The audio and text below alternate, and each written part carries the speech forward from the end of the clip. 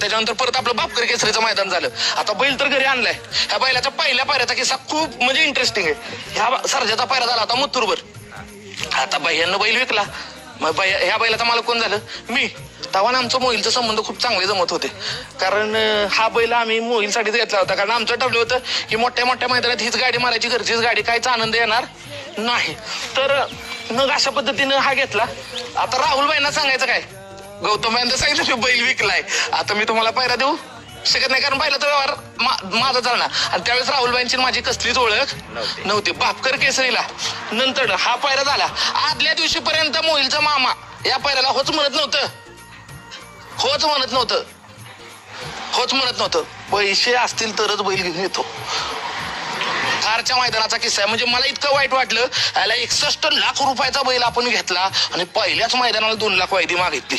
टेन्शनच आलं वा. काय टेन्शन. मग सचिन शेटनं मध्यस्थी केली. त्या दिवशी सचिन शेठचा मी खरंच आभार मानतो, मनापासून आभार मानतो. कारण सचिन शेठ सारखा देव माणूस त्या दिवशी नसता तर त्या दिवशी बापकर केसरीला मला वाटत नाही सर्जा आणि बकासूर पळले असते. कारण शेवटपर्यंत मामा म्हणायचे मी गेलो तामिळनाडूला, मी गेलो कन्याकुमारीला. याला टेन्शनवर टेन्शन. माझ्याशिवाय पोरं काय बैल काढणार नाहीत. मग सचिन